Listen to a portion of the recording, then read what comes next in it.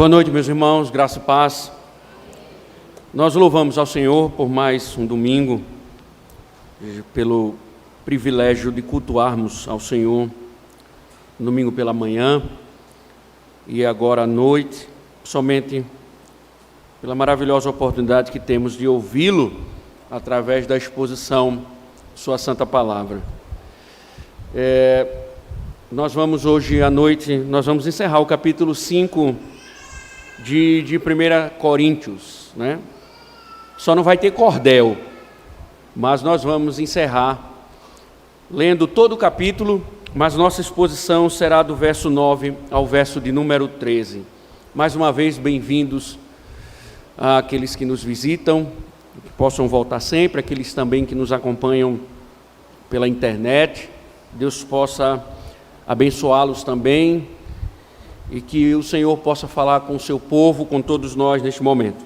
Então nós iremos ler todo o capítulo 5 e encerraremos com a exposição do verso 9 ao verso número 13.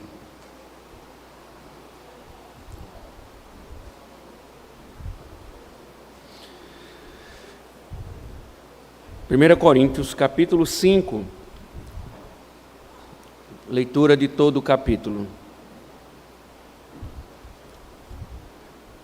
Os irmãos, ouçam o que diz o Senhor, mais uma vez, através deste capítulo. Ouve-se por aí que entre vocês existe imoralidade, imoralidade tal como não existe nem mesmo entre os gentios, isto é, que alguém se atreva a possuir a mulher de seu próprio pai. E vocês andam cheios de orgulho, quando deveriam ter lamentado e tirado do meio de vocês quem fez uma coisa dessas. Eu, na verdade, ainda que fisicamente ausente, mas presente em espírito, já sentenciei como se estivesse presente o autor de tal infâmia. Em nome de nosso Senhor Jesus, reunidos vocês e o meu espírito, com o poder de Jesus nosso Senhor, que esse tal seja entregue a Satanás para a destruição da carne, a fim de que o espírito seja salvo no dia do Senhor. Não é bom esse orgulho que vocês têm. Por acaso vocês não sabem que um pouco de fermento leveda a massa toda? Joguem fora o velho fermento, para que vocês sejam nova massa, como de fato já são, sem fermento. Pois também Cristo, nosso Cordeiro Pascal, foi sacrificado. Por isso, celebremos a festa não com o velho fermento, nem com o fermento do mal e da maldade, mas com o pão sem fermento, o pão da sinceridade e da verdade. O texto de nossa exposição hoje, verso 9. Na outra carta, já escrevi a vocês que não se associem com os impuros. Refiro-me com isto não propriamente aos impuros deste mundo, aos avarentos, ladrões ou idólatras, pois neste caso vocês teriam de sair do mundo. Mas agora escrevo a vocês que não se associem com alguém que, dizendo-se irmão, for devasso, avarento, idólatra, maldizente, bêbado ou ladrão. Nem mesmo comam com alguém assim, pois com que direito haveria eu de julgar os de fora? Mas será que vocês não devem julgar os de dentro? Os de fora, esses Deus julgará. Expulsem o malfeitor do meio de vocês.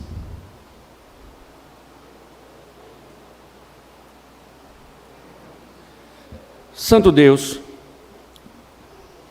nós te bendizemos, Senhor, pela Tua palavra. Te pedimos que o Senhor possa, de fato, falar aos nossos corações e fazer com que nossos corações se curvem às verdades que aqui foram reveladas. Não permita, Senhor, que venhamos a viver na negligência. Como também, ó Deus, nos ensina a não permitir que o mal em nosso meio permaneça. Purifica-nos, Senhor, para a Tua glória. Nos dê sabedoria, nos dê graça, força para obedecermos a Tua palavra. E aqueles que andam rebeldemente, Senhor, que sejam tocados pelo Teu favor, que sejam tocados pelo Teu amor, que se arrependam, Senhor, e busquem o Teu favor. E nós também, Senhor, que achamos que de alguma forma não estamos publicamente envolvidos nos pecados, que o Senhor provoque em nós a autorreflexão, para ver se estamos de fato Te servindo de todo o coração. Senhor, seja o nosso auxílio, em nome de Cristo. Amém. Podeis assentar, irmãos.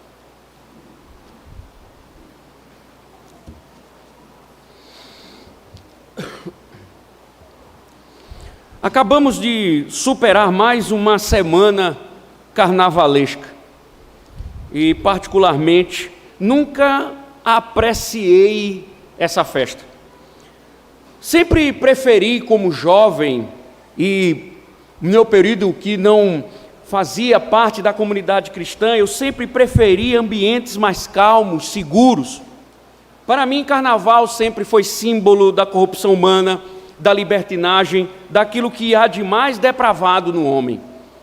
Sem falar que a cada ano que se passa, considerando a elevada depravação humana, os absurdos se tornam mais variados em suas demonstrações de liberdade. Ou seja, tudo é possível fazer quando se ouve os clarins de Momo. Essa não é uma percepção só minha. Recentemente, numa barbearia, ouvi de um ímpio a confissão de que a depravação carnavalesca tem ultrapassado todos os limites da razão humana. A coisa está tão depravada que até as jumentas estão reconhecendo. Por isso, acho fundamental no período de carnaval retiro. Se afastar desse ambiente tão promíscuo se faz necessário. A razão é simples. Não somos adeptos das práticas, na verdade temos ojeriza, aversão ao que o mundo pratica, até porque somos um povo que prima pela terra prometida, e isso significa que nossas vidas não se misturam com essa gentalha. Além do que, nos retiros, podemos perceber, crescemos em comunhão, estreitamos vínculos, conhecemos mais de perto as pessoas, descobrimos que o pastor não morde, oramos, estudamos, aumentamos em graça e conhecimento. Enfim, se afastar da carnalidade é significativamente um benefício imensurável para nossas almas. E por isso espero que no próximo ano tenhamos o nosso retiro. Contudo, parece que há algo contraditório nisso. A depravação humana nos faz perceber o quanto devemos nos afastar do mundo. Por outro lado, embora sejamos rápidos em examinar e nos afastar da imoralidade mundana, somos coniventes com o pecado em nosso meio. Denunciamos corrupção, promiscuidade, a libertinagem de uma forma geral. Todavia, somos tartarugas em julgar os irmãos que vivem deliberadamente em seus pecados. Acusamos o mundo, ao mesmo instante que alimentamos o erro em nosso meio. Parece que se afastar do mundo não faz sentido, pois o mundanismo permanece tolerado entre nós. O assunto de hoje é justamente esse. Nós estamos vendo o apóstolo exortar a igreja diante do pecado da imoralidade sexual. O estarrecimento dele tem sido justamente maior em virtude da forma orgulhosa como eles estão lidando com a situação. Eles estavam tornando irrelevante aquilo que estava não somente trazendo danos ao pecador, mas também ao corpo. Paulo então ordena que a igreja deve expulsar tal transgressor da comunhão, pois não deveria haver relacionamento dos irmãos com pessoas impuras, conforme sua correspondência anterior. Paulo havia se comunicado com a igreja anteriormente e tratou sobre o cristão não se relacionar com os impuros. Pelo que parece, a igreja, a princípio, entendeu que o apóstolo estava se referindo aos incrédulos, o que também poderia ter contribuído, além do orgulho, para a tolerância. Diante disso, o apóstolo explica o real sentido de sua carta. Ele não estava tratando sobre os impuros do mundo, pois seria difícil, muito difícil, viver no mundo sem se relacionar de alguma forma com os incrédulos. Seu argumento era sobre os que se diziam irmãos, que professavam um relacionamento com Deus e com a igreja, mas que ao mesmo instante viviam deliberadamente seus pecados. Nesse caso, Paulo orienta: os tais deveriam passar pelo julgamento da igreja. A igreja deveria julgá-los, discipliná-los e expulsos da comunhão, ou expulsá-los da comunhão. Creio, irmãos, que esse é um texto dificílimo, pois lida com a nossa negligência com o corpo. Óbvio que também denuncia a nossa hipocrisia, pois apressados em denunciar o mundo, nos esquecemos do mundanismo que na igreja se anuncia. Na verdade, melhor dizendo, nem parece que existe mundanismo entre nós. Por isso, pastoralmente, minha expectativa é que essa pregação, assim como as outras pregadas, nos sensibilize de tal forma que nos faça enxergar tanto nossas vidas em particular, como aqueles que se dizem irmãos, mas que estão dando provas que não são. Já os mundanos precisam considerar que estão sob ameaça. Deus vai derramar desgraça. Caso não se arrependam, deverão ser expulsos da comunhão, porque impuros, diz o Senhor, não podem permanecer no meio do povo. Sei que são questões duras, mas não importa o que sentimos ou pensamos, muito menos nossas afeições por essas pessoas, sejam elas familiares, amigos, seja lá o que for. Julgar e expulsar aqueles que são falsos irmãos é bíblico e não pode ser negligenciado por nenhum de nós, pois assim Deus ordena. Então, manter o mundanismo é mundanismo e uma clara desobediência à lei de Deus. Vejamos isso agora a partir da exposição do texto. Que o Senhor nos fale. Amém. Leitura do verso 9 novamente. Observem o que diz o apóstolo. Na outra carta, já escrevi a vocês que não se associassem com os impuros. Aqui temos uma informação pertinente sobre a comunicação do apóstolo com a igreja de Corinto. A referência de Paulo à outra carta, presume-se que Paulo alude a uma epístola escrita e enviada anteriormente.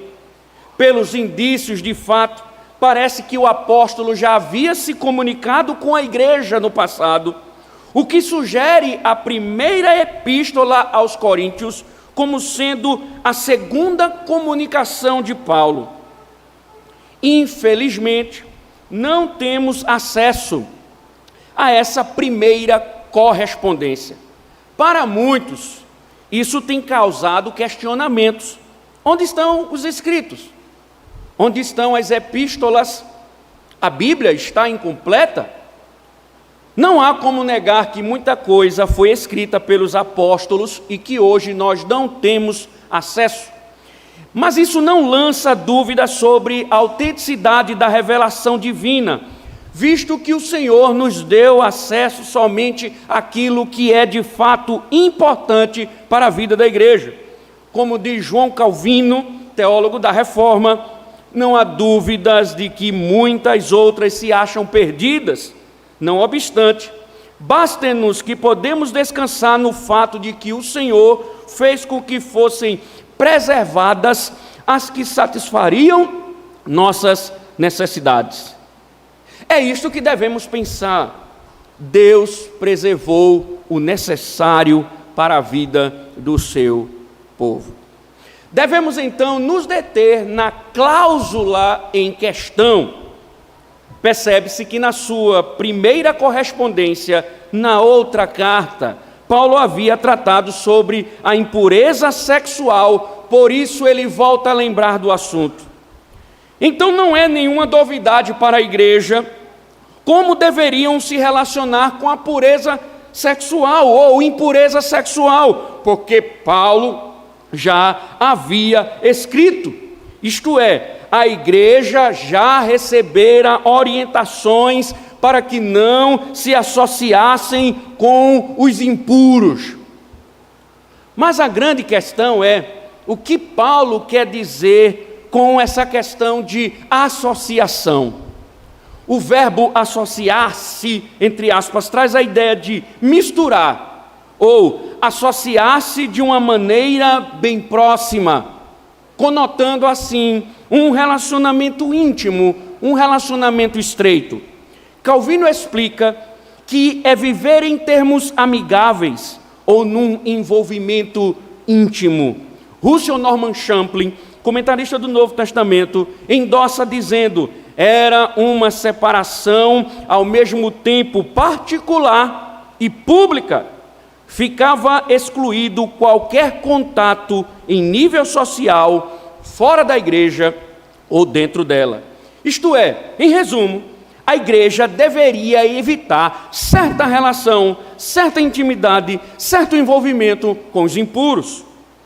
A palavra grega, traduzida por impureza ou imoralidade, ela é a pornós, traduzida e usada por Paulo para contemplar toda a sorte de imoralidade sexual.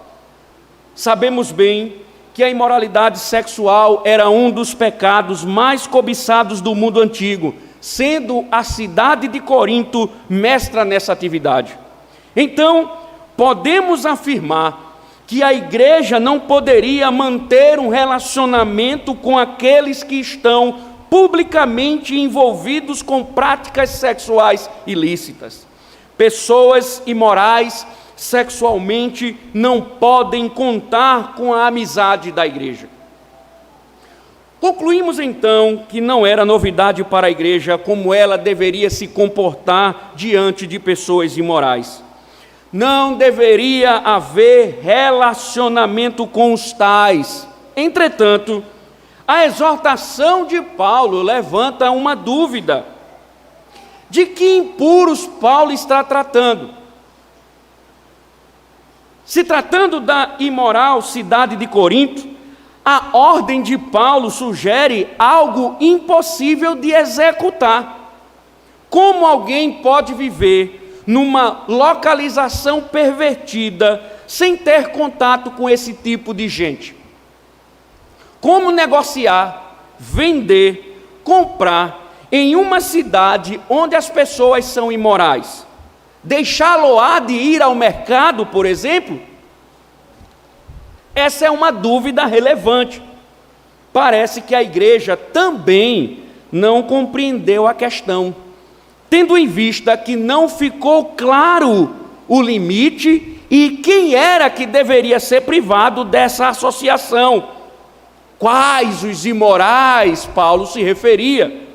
Por isso, o que vem a seguir é uma nota explicativa. Verso de número 10. Veja o que diz o texto. Refiro-me com isto, não propriamente aos impuros deste mundo, aos avarentos, ladrões ou idólatras, pois neste caso, vocês teriam de sair do mundo. Ele lança a nota explicativa. O refiro-me esclarece, caso tenha havido um mal entendido da parte deles, suas intenções quando escreveu o primeiro comunicado, agora começa a ser esclarecida. Talvez a confusão tenha sido causada justamente pela lista moral que Paulo apresentou e que também deve ter sido conteúdo da outra carta que ele se comunicou. Por isso, os 3 itens acrescidos merecem nossa atenção: avarentos, ladrões ou idólatras. A avareza, o termo grego, denuncia pessoas que são gananciosas, que sempre querem mais e mais dinheiro, poder e prestígio.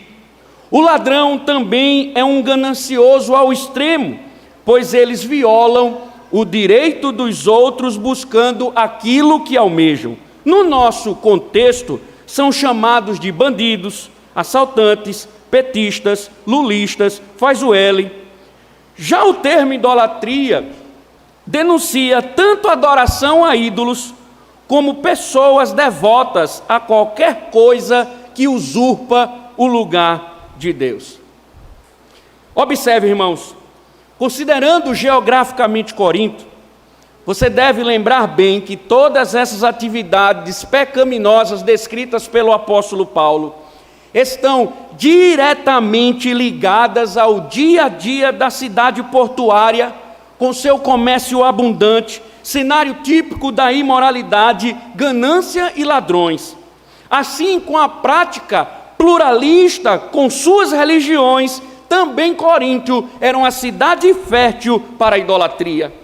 Nesses casos, então, Paulo começa a listar pecados típicos, padrões éticos mundanos vivenciados no território da cidade, o que pode ter causado incompreensão sobre o real sentido de sua comunicação. Simon Kistemaker, comentarista do Novo Testamento, diz o seguinte: o catálogo de vícios, ganância, fraude, idolatria, na verdade é uma extensão da proibição de Paulo, não para se associar com pessoas que cometem imoralidade sexual. Os pecados nesta lista mais longa têm que ver com servir a qualquer ídolo em lugar do Deus vivo. Pessoas gananciosas e trapaceiras não servem a Deus, e sim ao dinheiro. E Jesus revela a impossibilidade de servir a 2 senhores ao mesmo tempo. Paulo chama a pessoa gananciosa especificamente de idólatra, Efésios 5, Gálatas 5, Colossenses 3, e essas pessoas não herdarão o reino de Deus. Essas pessoas não fazem parte do reino, e sim do mundo. Simon, comentando, percebeu algo muito importante, embora a igreja não tenha percebido.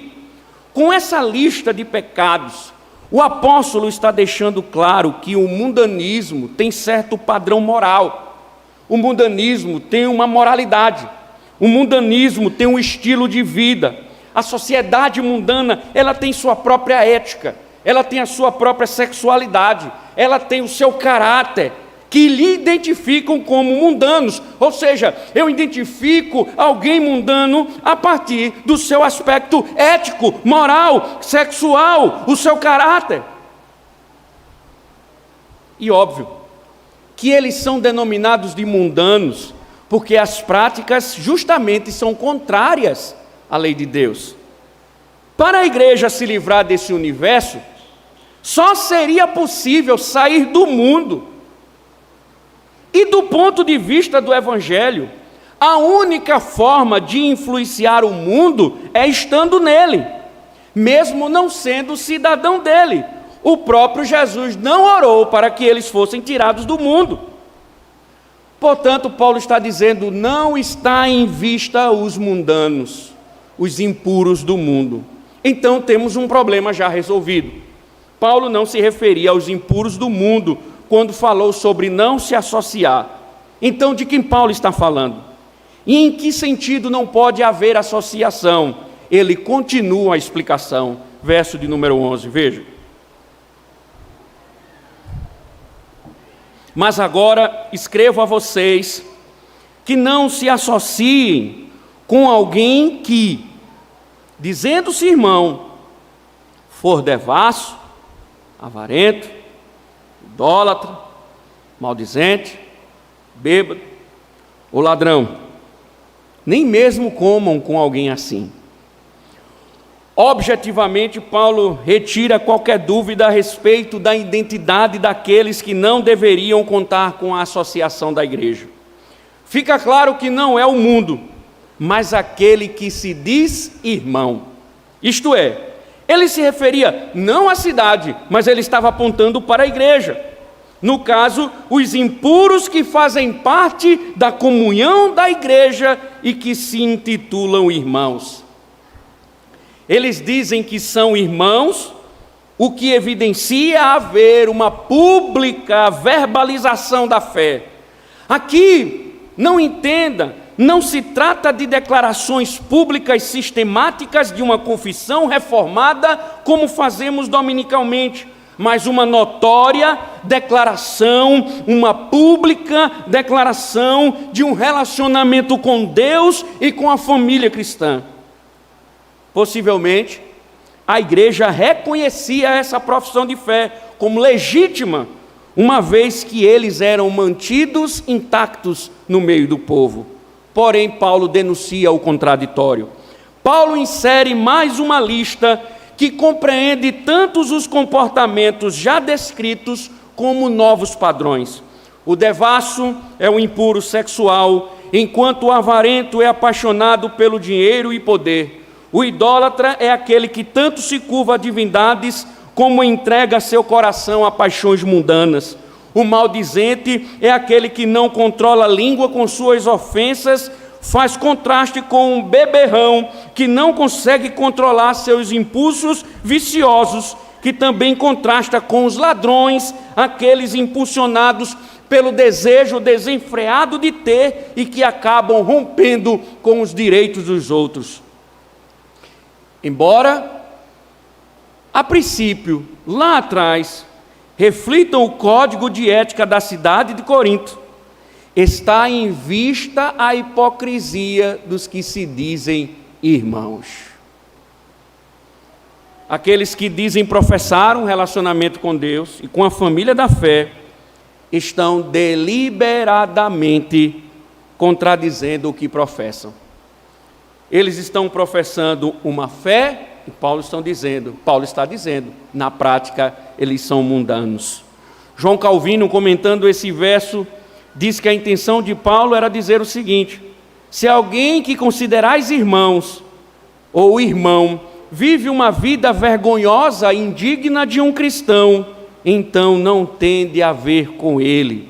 Em suma, a descrição do irmão aqui se refere a uma falsa profissão de fé, a qual não corresponde à realidade. Isto é, irmãos, aquilo que eles praticam é o que de fato identifica-os. Eles não podem ser reconhecidos simplesmente por verbalizar a fé, mas pelo que fazem. Sendo assim, quando dizem que são irmãos, Paulo está dizendo: suas obras afirmam se tratar de falsos crentes, pirataria gospel. Paulo então dá a sentença: nem com os tais comais, o que começa a esclarecer o sentido de não haver associação. Será que Paulo está proibindo, por exemplo, que nós não podemos desfrutar de uma refeição com eles? Simon Kistemaker, mais uma vez pontual, lembra algo importante. Numa sociedade oriental, normas estabelecidas de hospitalidade não podiam ser quebradas. Não ofender ou não oferecer comida a um parente, a um conhecido, a um amigo ou a um hóspede poderia ser interpretado como declaração de guerra. A parábola do amigo à meia-noite indica que um anfitrião estaria disposto a incorrer no desagrado de um vizinho no esforço de obter comida para seu hóspede. Lucas 11, versos 5 ao 8. Numa inversão de normas estabelecidas, Jesus muitas vezes comeu com cobradores de impostos, pecadores, e foi chamado amigo deles. Mateus 11, 19, Lucas 15, 2. Simon está nos lembrando que, se Paulo estiver proibindo qualquer tipo de refeição, Cristo contradiz sua argumentação, uma vez que comeu com pecadores. Sendo assim, não pode estar em vista aqui refeições ou alguma refeição com pessoas mundanas, muito menos qualquer tipo de relacionamento. Falamos anteriormente que essa seria uma questão impossível de executar, tendo em vista que nós dependemos dos relacionamentos nessa vida para nossas demandas diárias, que muitas vezes são feitas com ímpios. Precisamos então entender o que está por trás desta exortação. Imagine a mesa na sua casa. Talvez tenhamos perdido o que ela significa. O simbolismo da mesa e nossas refeições apontam para o nosso relacionamento. Sem percebermos, quando estamos ao redor dela, com nossa família, declaramos comunhão, intimidade. Por isso, estranhos não sentam ao redor de sua mesa, porque não há relacionamento entre vocês. Mesa não é lugar de estranhos, inimigos, muito menos de pervertidos. Agora, observem bem. Se você admite na sua mesa um estranho, um pervertido, em algum sentido, você está dizendo que há uma relação entre ele e você. Por isso, você não permitirá que isso aconteça. A mesa do Senhor, a Santa Ceia, está posta diante de nós muitas vezes. Ela é o símbolo da nossa união com Cristo, do nosso relacionamento com Ele. Paulo vai falar isso posteriormente no capítulo 11. Precisamos ainda considerar que não só está em vista nossa comunhão com o Senhor, mas a mesa do Senhor também trata do nosso relacionamento horizontal. Quando nos reunimos em torno da mesa do Senhor, nós estamos declarando publicamente ao mundo que somos um corpo, intimamente ligados, num relacionamento espiritual profundo, tão profundo que, embora com identidades diferentes, declaramos que somos irmãos uns dos outros, com um vínculo familiar profundo. A mesa do Senhor é uma profunda declaração da nossa relação familiar e da nossa íntima relação com Cristo. Quando Paulo diz que não devemos comer com os tais, não resta dúvida de que está em vista a participação da mesa do Senhor. Alguém que é impuro, mundano, não pode desfrutar da profundidade dessa intimidade. Não podemos comer com ele, ou seja, não podemos permitir que ele esteja ao redor da mesa do Senhor. Portanto, ele deve ser afastado, tirado da mesa e da comunhão da igreja. Ainda assim, como o próprio termo nos ajuda a entender, não podemos perder de vista as refeições particulares. De fato, quando Jesus comeu com pecadores, sabemos perfeitamente que assim fez para anunciar o reino de Deus. A questão aqui é a refeição como símbolo de comunhão. Calvino diz que se entro numa hospedaria e vejo alguém que sofreu excomunhão da igreja, foi disciplinado pela igreja e excomungado, sentado ali, não há nada que impeça de sentar-me com ele, porque não tenho poder para expulsá-lo. Paulo, porém, está afirmando que até onde estiver em nosso poder, devemos evitar relações com aqueles a quem a igreja eliminou da comunhão. Isto é, nossa relação com aqueles que se dizem irmãos, mas que são eticamente ímpios, acaba quando eles são expulsos da igreja. Talvez isso seja um pouco difícil de entender, mas deixa eu te dar um exemplo.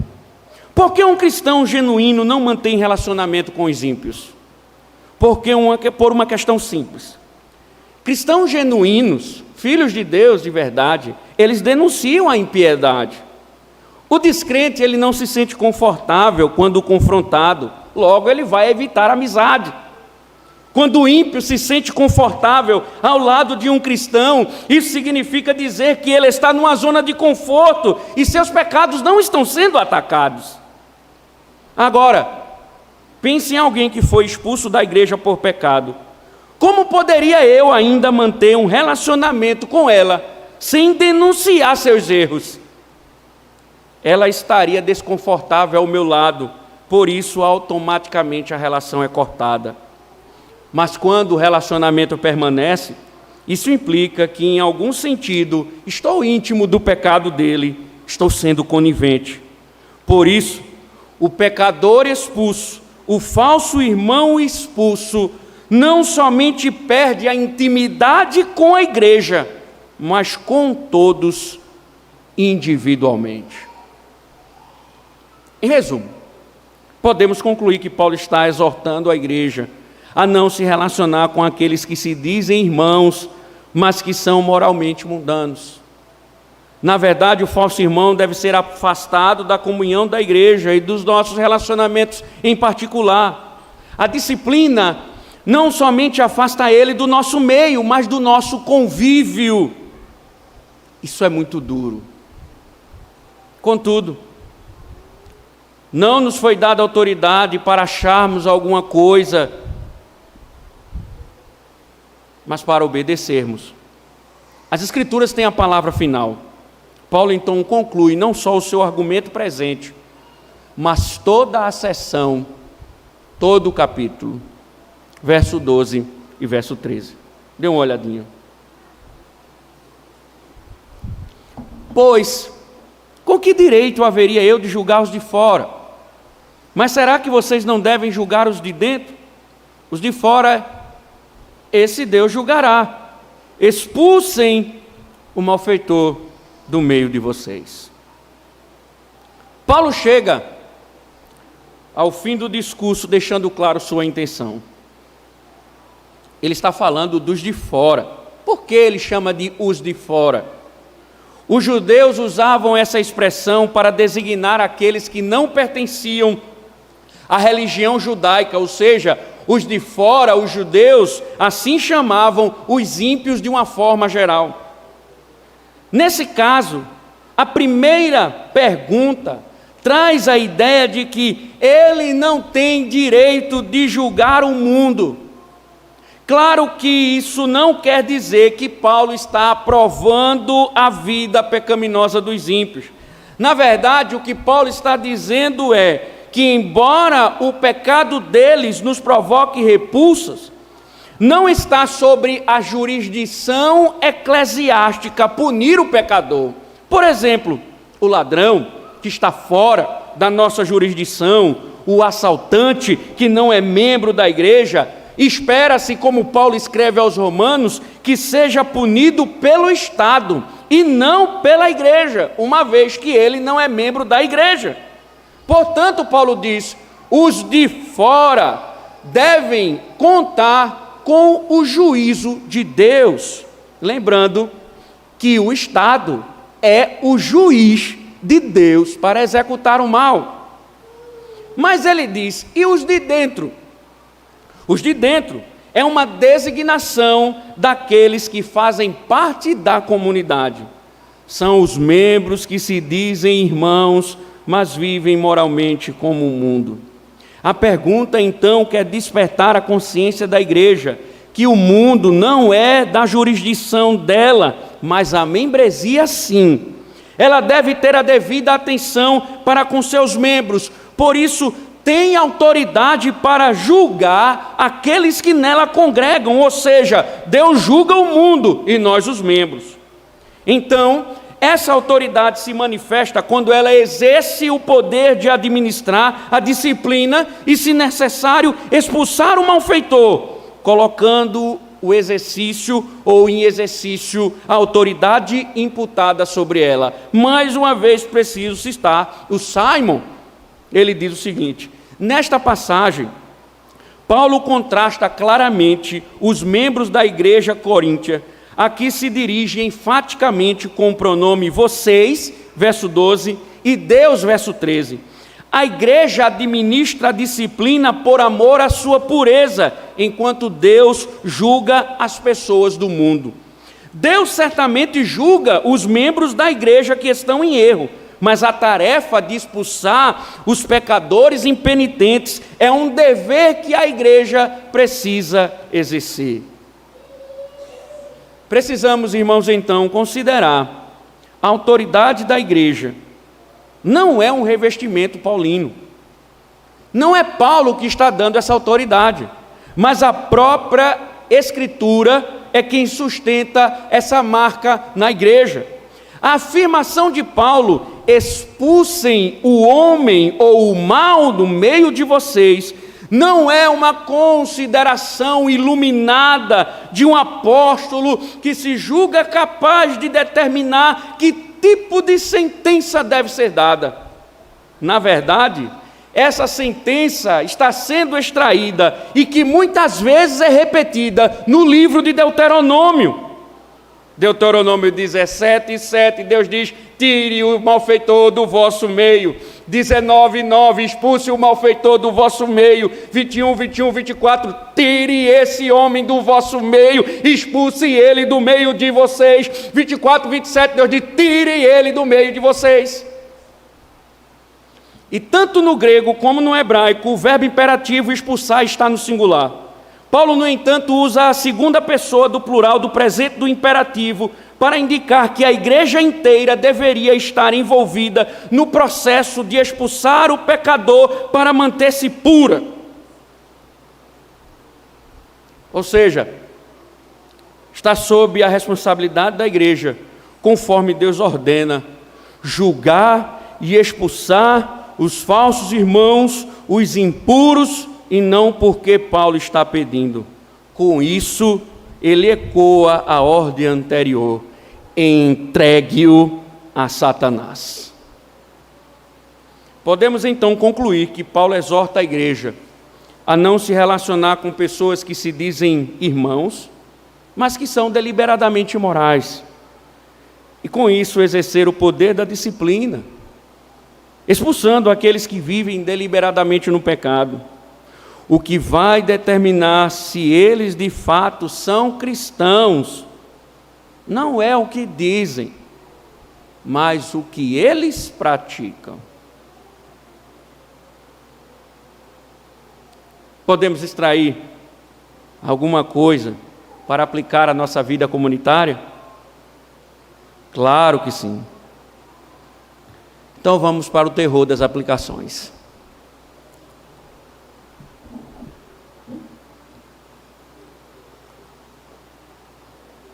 Irmãos,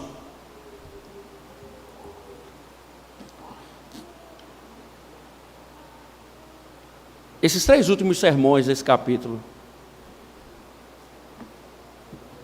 foram muito difíceis para mim, muito difíceis, porque é um texto muito duro.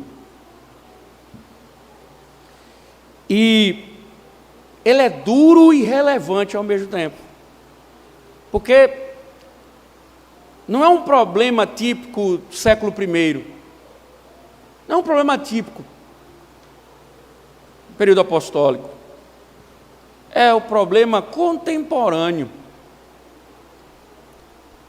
E é mais fácil a gente se esquivar de tratar esses problemas do que a gente enfrentá-los. Mas eu fui encorajado por Paulo. E espero que você também tenha sido, porque o assunto é muito relevante. Eu quero começar então essa última parte do capítulo 5. Quero começar pontuando o que Paulo deixou claro. Primeiro, quando tratou sobre não se associar com os impuros, esclareceu não se tratar dos ímpios. Não obstante, sua lista compreendeu uma série de comportamentos distorcidos, enfatizando que o mundo tem o seu padrão de ética contrário à lei de Deus. E aqui, irmãos, observem, Isso não deve nos surpreender. Não deve nos surpreender. O mundo está entregue às suas paixões. E nós não podemos ficar surpresos com as notícias constantes da degradação humana. Contudo, nós acabamos de perceber que os modos do mal, inevitavelmente, passarão pelo julgamento divino. Preste atenção. Romanos 1 diz que Paulo se revelou, ou que diz que Deus, Paulo dizendo aos Romanos, diz que Deus se revelou por meio das coisas criadas. O seu poder, a sua glória, foram revelados. E diz que a criação preferiu adorar a criatura do que o Criador. O que é que diz Paulo? Deus então os entregou às paixões. E a libertinagem entregue aos homens, o seu ápice é a homossexualidade. A homossexualidade é o sinal de que Deus entregou o mundo às suas paixões. Fala alguma coisa para você nos nossos dias de hoje? Quando o mundo pensa que está evoluindo porque descobriu um DNA falso de 50 milhões de sexos não identificados, Paulo está dizendo, foi Deus entregando os corações deles à libertinagem, à depravação, porque eles não me adoraram. E o que nós aprendemos hoje aqui é que inevitavelmente eles passarão pelo julgamento eterno. Sabemos bem que eles negam consideravelmente isso, mas não podem evitar tamanho destino. Quando Paulo diz que Deus julgará, significa dizer que haverá um encontro entre o Criador e sua criatura, e todas as perversidades serão manifestas. Nada vai escapar do julgamento celeste. Salomão, considerando lembrar-se do Criador na juventude, disse: porque Deus há de trazer a juízo todas as obras, até as que estão escondidas, quer sejam boas, quer sejam más. Eclesiastes 12:14. O próprio Paulo, na segunda epístola aos Coríntios, disse: porque é necessário que todos nós compareçamos diante do tribunal de Cristo, para que cada um receba segundo o bem ou o mal que tiver feito por meio do corpo. 2 Coríntios 5:10. Logo, irmãos, embora a maldade pareça tão compensadora, tão alegre, tão divertida, reservada para ela está as mais duras expectativas. Claro, então, irmãos, atentem para o que eu direi. Isso muda nossa perspectiva evangelística. Atenção! Nossa mensagem não é Jesus te ama. Nossa mensagem, não pregamos a mensagem Jesus te ama. Pelo contrário, aos olhos de Deus, ou melhor dizendo, os olhos de Deus estão voltados para esse mundo de forma ameaçadora. E é isso que precisamos anunciar. Um réu culpado não espera ouvir no seu julgamento um te amo do juiz. E quando nós dizemos para este mundo pervertido, Jesus te ama, estamos prometendo aquilo que não se pode cumprir. O pecador então diz: nossa, se mesmo com toda a minha perversidade, se com toda a minha maldade, se com toda a minha desgraça pecaminosa, Jesus ainda me ama, continuarei a praticá-la, pois ainda assim desfrutarei do amor dele. E acabamos contribuindo para a destruição, para permanecerem no caminho da perdição. Portanto, Não podemos iludir os pecadores com uma mensagem confortante quando guilhotinas de fogo estão apontadas em sua direção. Devemos, à luz das Escrituras, mostrar que Deus está ameaçando este mundo e todo aquele que vive de forma pervertida, a fim de que eles se voltem para Deus. Eles só serão de fato amados quando se curvarem ao Criador. Mas precisamos perguntar: o que estamos fazendo com os impuros no nosso meio? Paulo deixou claro que sua comunicação anterior tinha em vista os que se diziam irmãos, não os ímpios. É fato que o mundo ímpio afirma ser cristão. Se você perguntar o DNA religioso de um petista, por exemplo, embora ele tenha pensamentos contrários aos de Deus, que afronta a lei de Deus, que nega o padrão divino, eles dizem: somos cristãos. Mas não há nada de anormal nisso. Não há nada de anormal. Eles são ímpios, perversos, falsos de entendimento. Contudo, Paulo chama a atenção para os membros da igreja. Eles estão na comunidade dizendo que são cristãos. Eles professam uma fé em Deus e desfrutam de um relacionamento comunitário, não obstante, vivem publicamente os seus pecados. Aprendemos com isso duas coisas importantes. Continuem atentos. Continuem atentos. A primeira delas é que nem todos que se apresentam no seio da igreja, de fato, gozam a fé genuína. Muitos são falsários espirituais. Muitos não são convertidos. Devemos acabar com isso. Nem todo mundo que está na igreja é crente. Tem uma parte que é convencida, não convertida.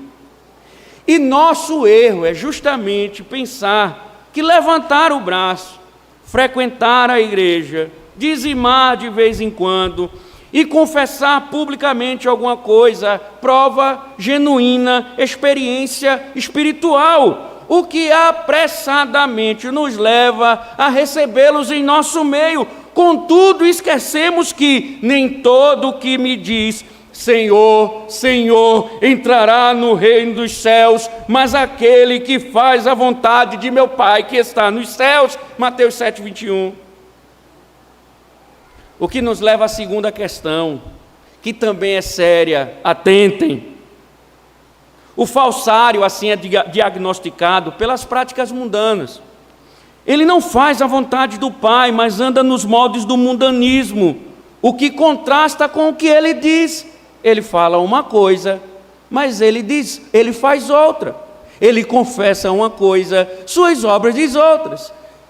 Ele vai para a igreja, mas sua obra diz outra.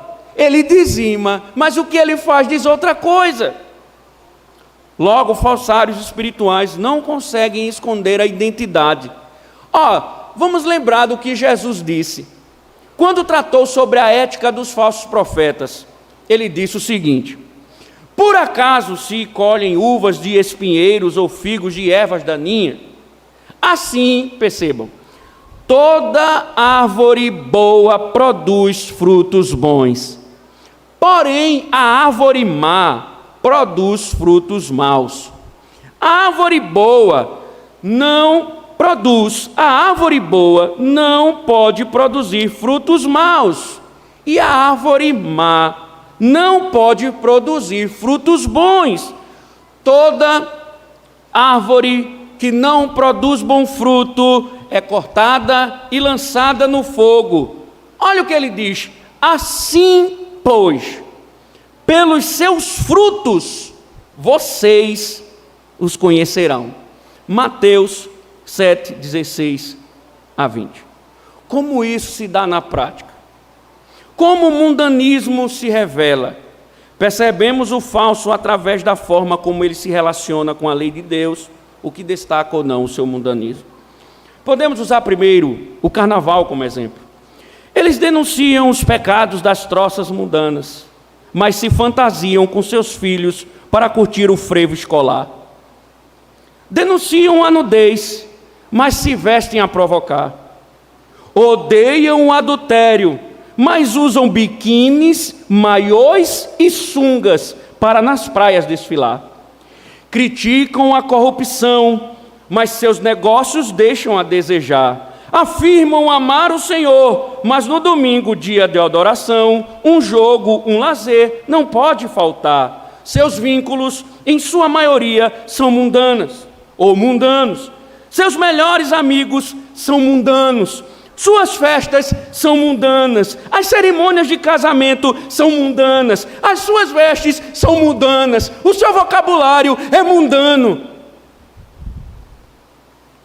No final das contas, o mundanismo é um enredo que embala o sambódromo da vida.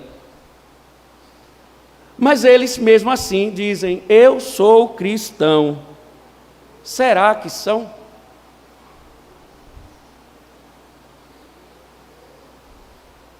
Será?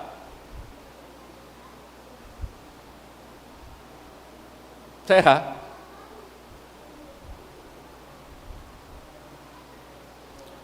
É por isso que eu amo os puritanos. Os puritanos diziam que existia uma arte que a igreja perdeu, e o que eu tenho tentado recuperar. É o exame da autoavaliação. É da reflexão. E as escrituras, por que os puritanos pensavam assim? Porque as escrituras ordenam fazer isso. Elas nos convocam para nos avaliarmos. Jeremias, em suas lamentações, diz: examinemos bem os nossos caminhos. Lamentações 3:40. Paulo disse aos coríntios: examinem-se para ver se realmente estão na fé. Provem a si mesmos, 2 Coríntios 13:5. Quando estava a corrigir sobre a Santa Ceia, disse que cada um examine-se a si mesmo.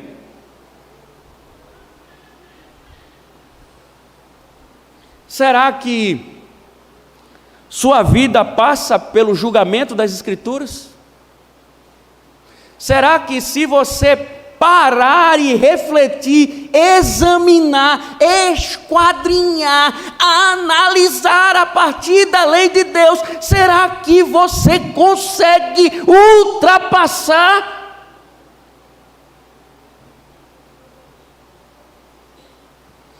Será que quando você pega a sua vida e compara com os padrões éticos de Deus, será que você pode dizer: eu sou um cristão?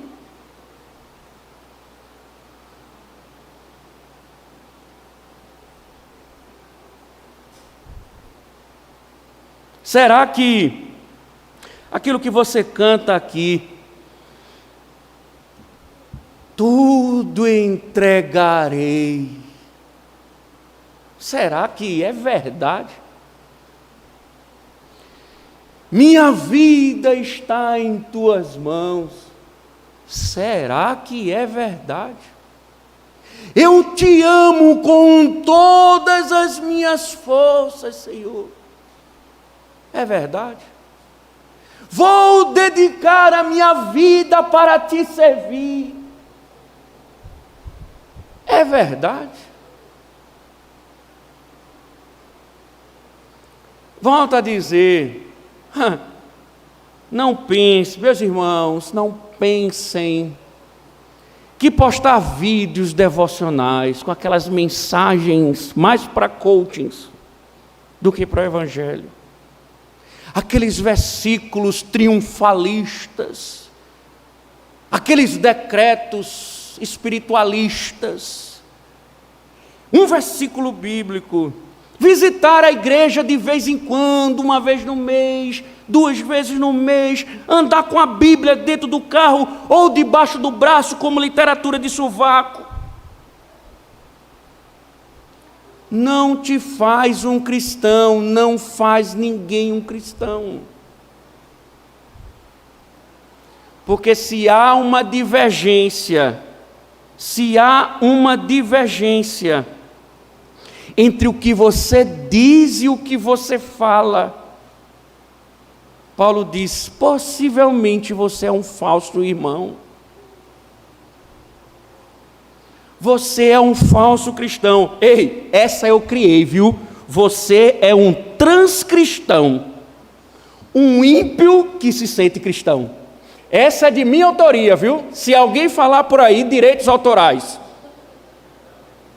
Para quem não entendeu, não tem o transgênero. Pronto, agora tem o transcristão. É o ímpio que se sente cristão. O que se espera então, irmãos? O que se espera então? Diz a palavra de Deus: Jó, se há iniquidade na tua mão, lança para longe de ti, não deixes habitar a injustiça nas tuas mãos. Isaías disse: deixe o ímpio o seu caminho e o homem maligno os seus pensamentos, e se converta ao Senhor, que se compadecerá dele. Torne para o nosso Deus, porque é grandioso em perdoar. Isaías 55:7. Paulo disse que quanto ao trato passado, vos despojeis do velho homem que se corrompe pelas concupiscências do engano. Efésios 4:22. Pedro disse: amados, peço-vos, como a peregrinos e forasteiros, que vos abstenhais das concupiscências que combatem contra a alma. 1 Pedro 2:11. Se espera então, não que fique com raiva do pastor, mas que o mundano largue o mundanismo, se arrependa e viva a fé genuína, que ele comece a viver aquilo que professa, que sua ética, que sua moral, que sua fala, que suas vestes comecem a estar em harmonia com a fé que professa.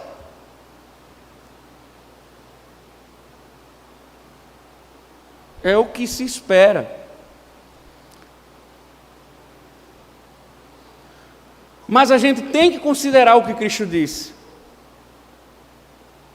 Árvore má não produz frutos bons.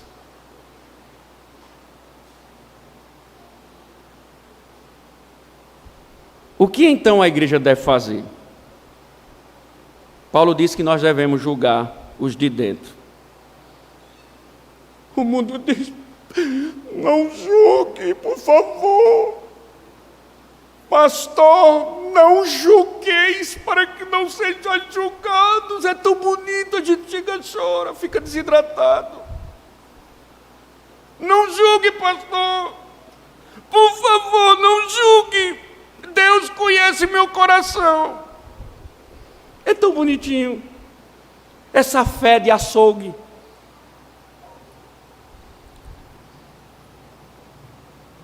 Mas, irmãos, Paulo está dizendo que nós devemos julgar sim, porque o julgamento proibido nas Escrituras é o julgamento precipitado, que aí sim é falso testemunho, é quebra da lei de Deus.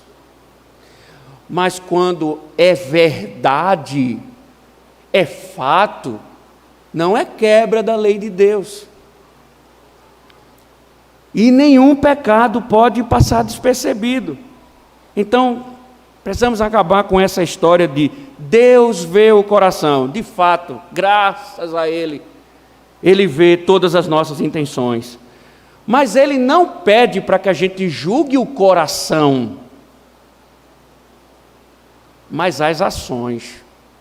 Ele não manda sondar corações, Ele manda olhar as ações e deixar as intenções com Ele. São as ações, então, que revelam, que indicam ou não mundanismo. Lembre-se do que Jesus disse. Lembre pelos frutos vocês os conhecerão. Jesus disse: pelos frutos vocês os conhecerão. Uma vez que seus frutos são mundanos, se espera da igreja uma ação conjunta, objetivando corrigi-lo. Olha o que Jesus disse: toda árvore que não produz bom fruto é cortada e lançada no fogo. Jesus disse: ela tem que ser cortada e ela tem que ser lançada no fogo.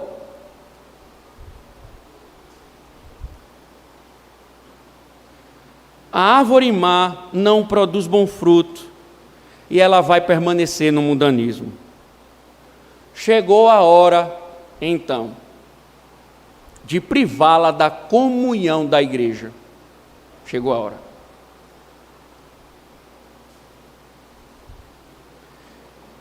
E lançá-la no mundo. Pessoas declaradamente mundanas não podem permanecer em solo santo. Não podemos permitir que ela esteja a desfrutar da mesa do Senhor, de algo tão íntimo, de algo tão profundo. Estávamos conversando ali fora e dizendo: há um significado tão espiritual, tão gracioso na Santa Ceia, que Paulo diz: examine-se a si mesmo, e coma e beba. Olha a exortação de Paulo: porque aquele que come e bebe indignamente, toma juízo para si. Deu para perceber a dimensão do sacramento.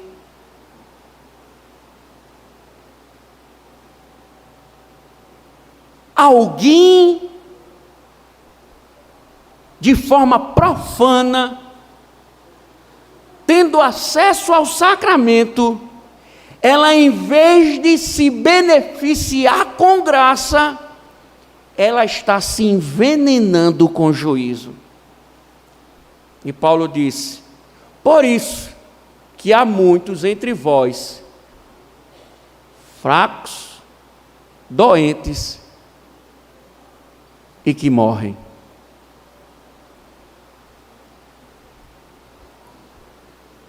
Não podemos permitir que os tais permaneçam desfrutando.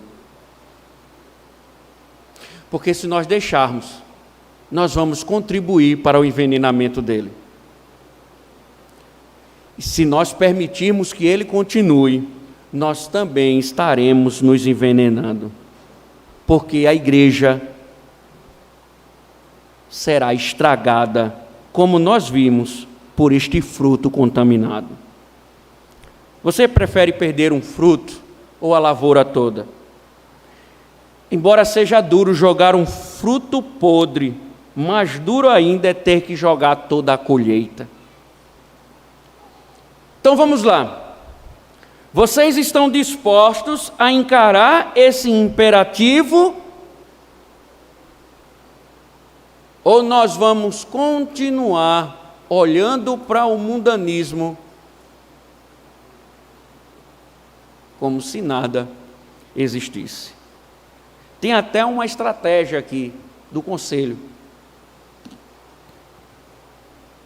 Já disseram assim: quando o senhor for entregar os elementos, a gente vai atrás, porque a quem o senhor não entregar, a gente não entrega o outro.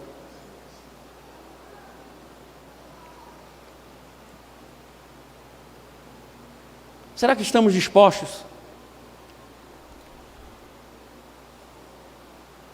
Se amamos a Deus, não temos outra saída.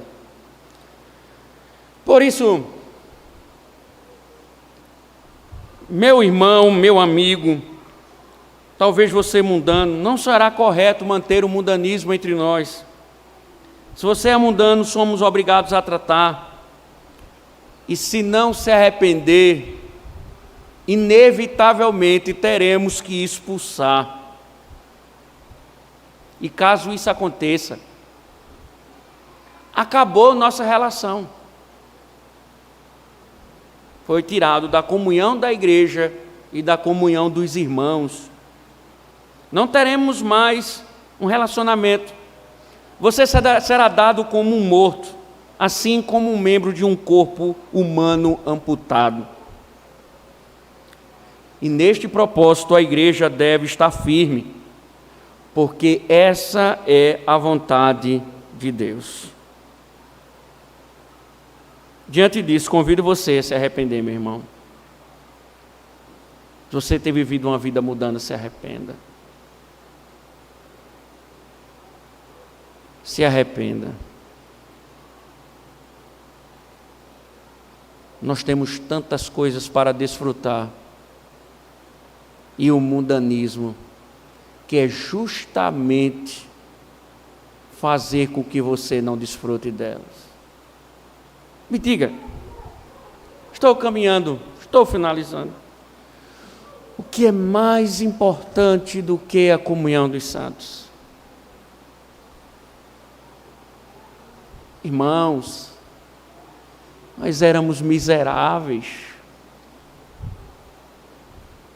Nós estávamos entregues à desgraça. Nós vivíamos num mundo caminhando para uma eternidade sem graça, sem Deus, sem glória. Deus nos tirou, Deus com mão forte nos livrou. E como Israel nós estamos assim, como era bom no Egito. Faraó lá me prometia picanha. Faraó lá me prometia Bolsa Família, minha casa, minha vida.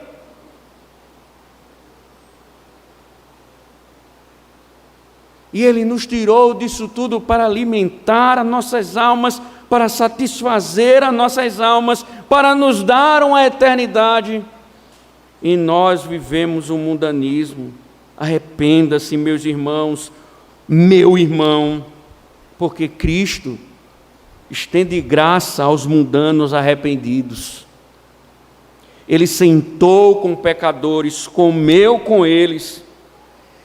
Talvez hoje Ele esteja chamando você para justamente ter um relacionamento com Ele e livrar-se do mundanismo.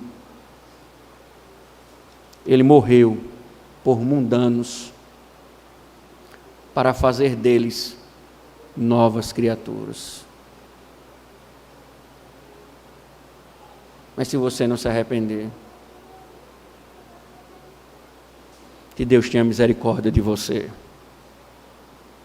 Eu concluo. Não precisamos esperar o retiro para nos afastar das impurezas. Devemos começar a nos afastar do mundo, tirando todas as impurezas em nosso meio. Então, o que você tem feito? Ou o que vai fazer diante da seriedade do assunto? Já é o terceiro sermão. Já começou a tratar as impurezas? Já começou um plano de ação para lidar com os impuros? Ouçam o que eu vou dizer encerrando. Se isso não é relevante para você, é porque você também é um mundano. Que Deus nos ajude. Amém. Obrigado, Senhor. Seja o nosso auxílio. Nos purifica, Senhor. Nos faz entender a seriedade do que ouvimos e que o Teu favor esteja sobre nós para nos fortalecer, para que a gente possa, ó Deus, Te obedecer. Obrigado, Senhor, porque nos exortas, para que a gente possa se examinar e ver se aquilo que nós professamos não está sendo negado por aquilo que fazemos. Ajuda o teu povo. Ajuda, Senhor. Em nome de Cristo. Amém. Vamos louvar ao Senhor em resposta à sua voz.